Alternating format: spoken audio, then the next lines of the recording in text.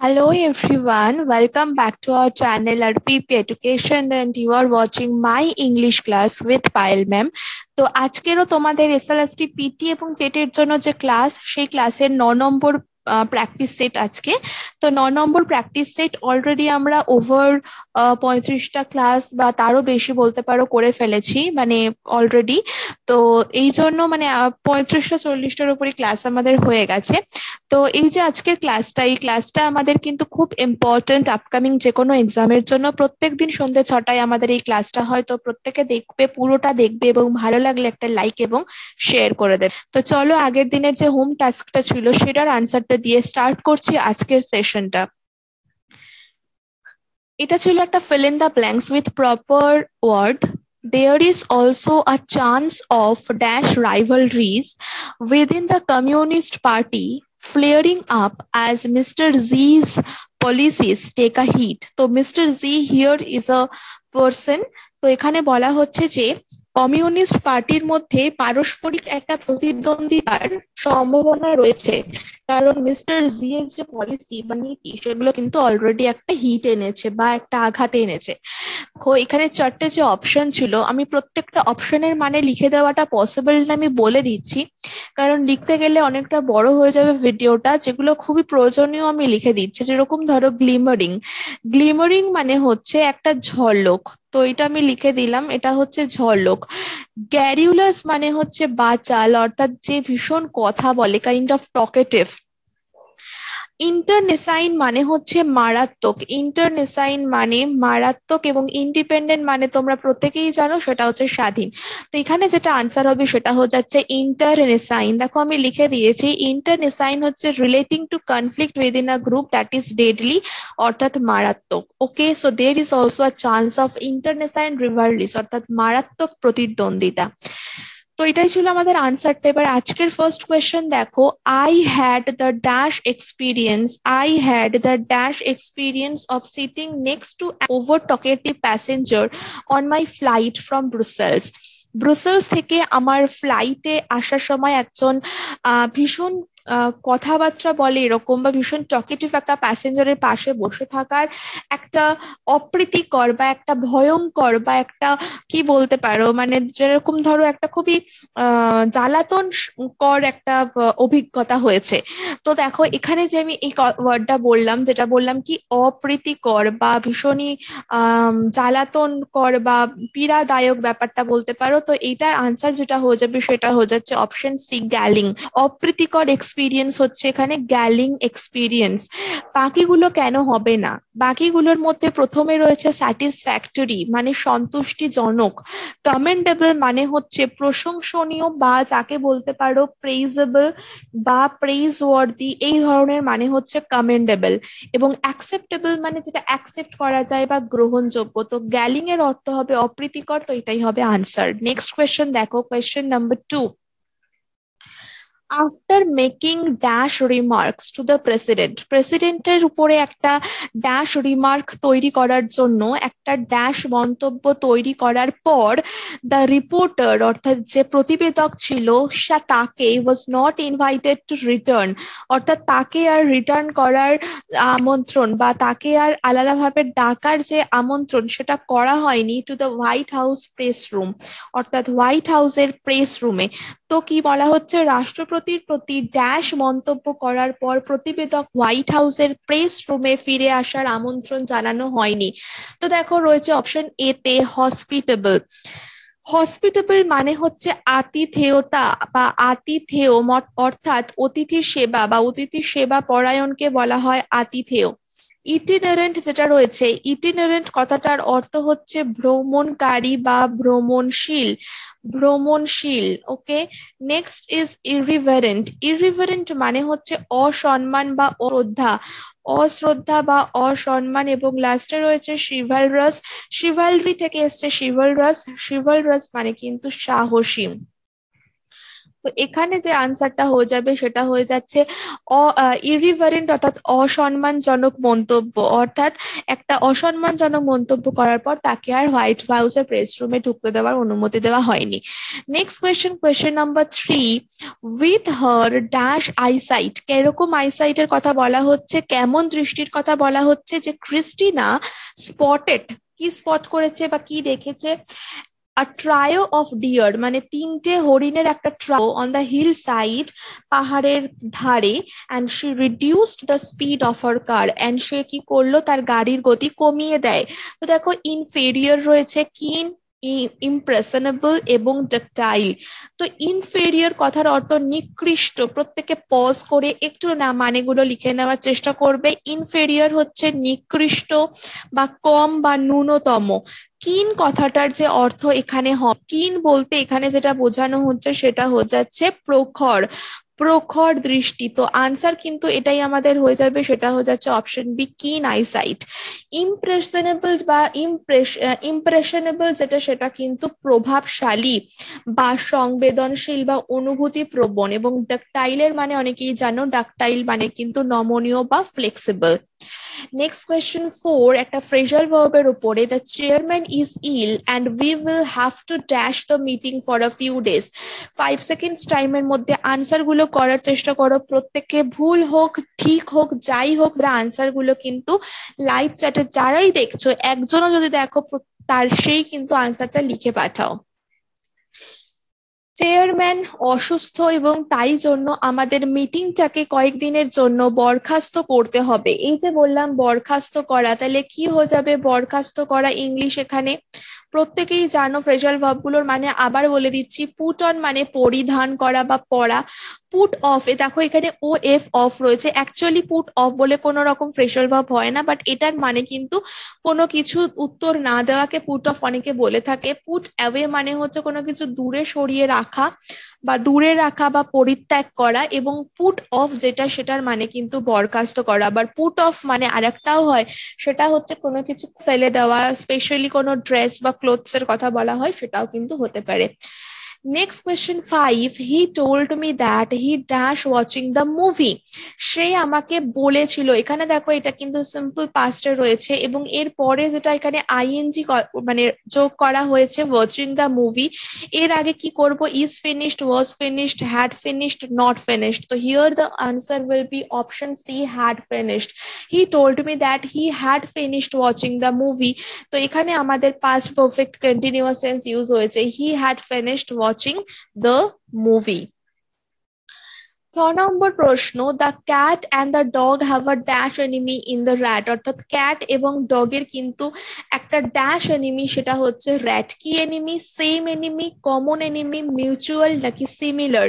দেখো ক্যাট এবং ডগ দুজনকার মধ্যেই যেটা কমন সেটা কি র্যাট এনিমি হিসাবে। তো এই ক্ষেত্রে কমন এনিমি কিন্তু সঠিক উত্তর। মিউচুয়াল এনিমিটা একটা সম্মতিমূলক জায়গায় আসছে, বাট পজিটিভ দিক বোঝাচ্ছে, সেজন্য মিউচুয়াল বা সিমিলার কিন্তু হবে না। 7 এ রয়েছে, I do my work dash carefully to make mistakes. এখানে আমাদের একটা পেয়ার আসছে, সেটা হচ্ছে too. Now dash dot dot dot to dot dot dot, এখানে আমরা কি ইউজ করব?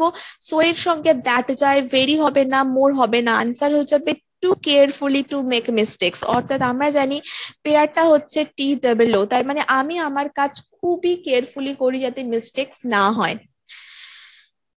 8, he is very good dash making stories. এখানে যে দেখতে পাচ্ছ ভেরি গুড, কোনো কিছুতে ভালো, কোনো কিছুর ব্যাপারে যে গুণ রয়েছে, তোমার যে গল্প বলার একটা ভালো গুণ রয়েছে, তার গল্প বানাতে পারে, তাহলে এই গুডের পরে যে প্রিপোজিশনটা বসবে সেটা কি হবে? ইন, অ্যাবাউট, অ্যাট নাকি ফর?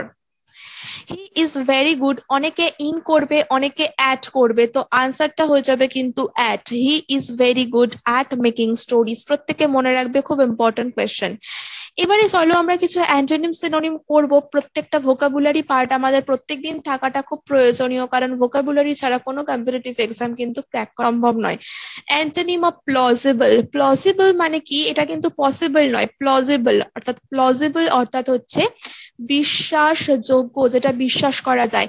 কোন প্রেফিক্স বসবে ইন, আন, ইম নাকি ডিস। অ্যান্টোনিম তৈরি করব প্লসিবল যদি বিশ্বাসযোগ্য হয়, তাহলে অবিশ্বাস্য যেটা সেটা হলো ইমপ্লসিবল, আই এম দিয়ে প্রেফিক্সটা স্টার্ট হবে, ইমপ্লসিবল। নেক্সট হচ্ছে অ্যান্টোনিম অফ জেনিয়াল। জেনিয়াল মানেটা কি? জেনিয়াল মানে অনেক ধরনের হতে পারে, যেরকম ধরো সদয় হয়, আনন্দদায়ক হয়, অমায়িক হয়, স্বাস্থ্যকর হয়, এই ধরনের। তো অ্যান্টোনিম অফ জেনিয়াল দেখো, স্টুপিড হবে না, বোকা। স্টিঙ্গি মানে কিন্তু কৃপণ বা কিপটে যাকে বলতে পারো। বুড়িশ হচ্ছে কি? বুড়িশ কথাটার মানে হচ্ছে চাষারে বা গেঁয়ো বা অভদ্র, এবং আনকাইন্ড হচ্ছে অদয়ালু। তো এখানে যেটা দেখো, কাইন্ড হলে আনকাইন্ড হতো, কিন্তু জেনিয়াল তো আমরা বুড়িশ করব, যেটা হয়ে যাবে অভদ্র। Antonym of genial is boorish. Antonym of prevent. Prevent অর্থাৎ কোনো কিছু বাধা দেওয়া বা নিষেধাজ্ঞা, প্রিভেন্ট করা। প্রোটেক্ট করা মানে রক্ষা করা, ব্লক মানেও কিন্তু কোনো বাধা বলা যেতে পারে, এবং হিন্ডার মানেও কিন্তু বাধা দেওয়া বা কোনো কিছু বিগড়ে দেওয়া। তো ইনডিউস, যেটা ইনডিউস কথাটির কি অর্থ? ইনডিউস মানে কোনো কিছুতে বাধা না দিয়ে সেটা বরঞ্চ আরো প্ররোচিত করা বা প্ররোচনা দেওয়া, বা আরো বেশি প্রভাব খাটানো বা রাজি করা। তো সেই ক্ষেত্রে আনসার হয়ে যাবে এখানে অ্যান্টোনিম প্রিভেন্টের জন্য ইনডিউস। 12 রয়েছে অ্যান্টোনিম অফ ফ্রেইলিটি। খুব সহজ এবং খুব ইম্পর্টেন্ট একটা ওয়ার্ড হচ্ছে ফ্রেইলিটি। Energy, intensity. ইন্টেন্সিটি কিন্তু তীব্রতা, এটার বাংলা মানে তীব্রতা। ভেইমেন্স, ভেইমেন্স মানে অনেকেই জানো না, ভেইমেন্স মানে উগ্রতা, এবং স্ট্রেংথ মানে শক্তি। তাহলে ফ্রেইলিটি মানে কি? ফ্রেইলিটি মানে বললেই তোমরা আনসার পেরে যাবে, ফ্রেইলিটি মানে কিন্তু দুর্বলতা। তাহলে দুর্বলতা যদি হয় তাহলে স্ট্রেংথ হয়ে যাবে তার অ্যান্টোনিম, শক্তি। 13 রয়েছে অ্যান্টোনিম অফ ডেমলিশ। ডেমলিশ মানে হচ্ছে ডিস্ট্রয় বা ধ্বংস করা। প্রত্যেকেই জানো ডিস্ট্রয় অর্থ কি? ধ্বংস।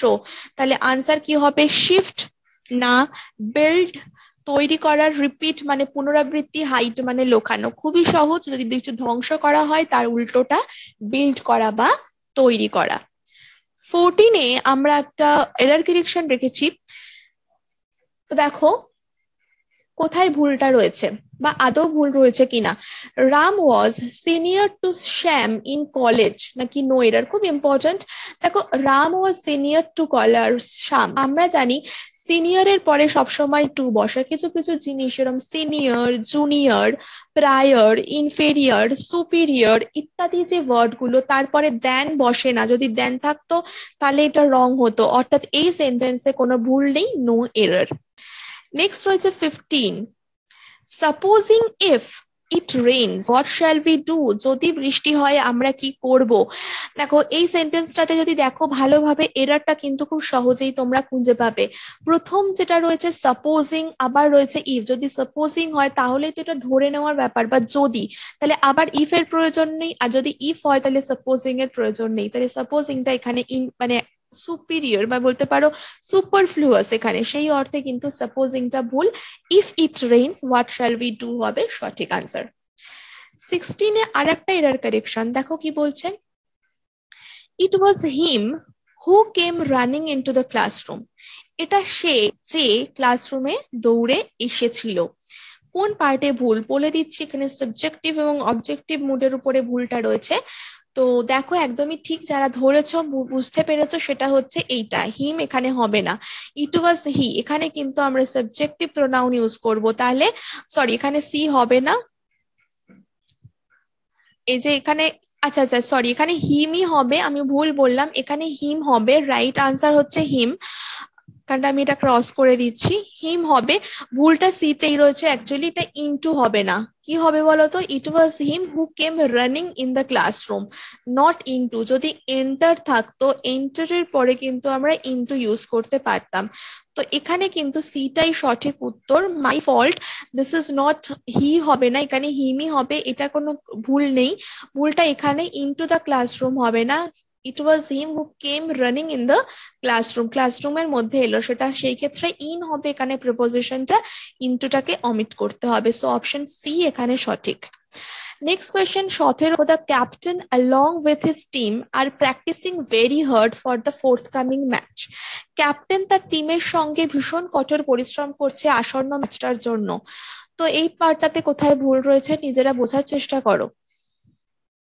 দেখো এখানে এই টার্মটা ভালোভাবে দেখতে হবে, সেটা হচ্ছে অ্যালং উইথ। এই অ্যালং উইথ যখন থাকে বা টুগেদার উইথ যখন থাকে তখন কিন্তু আমরা তার পরের যে সাবজেক্ট রয়েছে সেটা দেখে নয়, তার আগের যে সাবজেক্ট রয়েছে সেইটা দেখে কিন্তু ভার্বটাকে লিখি, অর্থাৎ সেই অনুযায়ী সিঙ্গুলার বা প্লুরাল ভার্ব হয়। তো এখানে টিম যেহেতু প্লুরাল তার জন্য আর করা হয়েছিল, তো সেই কারণে এখানে কিন্তু বি পার্টে ভুল আর হবে না, যেহেতু অ্যালং উইথ এর পূর্ববর্তী সাবজেক্ট রয়েছে ক্যাপ্টেন এবং ক্যাপ্টেন এখানে সিঙ্গুলার, সেই কারণে এখানে হয়ে যাবে কি ইজ প্র্যাকটিসিং ভেরি হার্ড। 18 রয়েছে একটা সিনোনিম, দেখো প্রশ্নটা, out of the four alternatives choose the one which best expresses the meaning of the word deferred. Differ মানে হচ্ছে বিলম্বিত করা বা কোনো কিছু দেরি করা। তো দেখো ইনডিফারেন্ট মানে কি উদাসীন, ডিফাই মানে বিলম্বিত করানো, দেরি করানো, মুলতবি করা, স্থগিত করা। এখানে আছে DIFFER, ডিফার। ডিফার মানে কিন্তু পার্থক্য এবং পোস্টপন মানেও দেরি করা। তো এখানে আনসার হয়ে যাবে পোস্টপন, ঠিক আছে, পোস্টপন।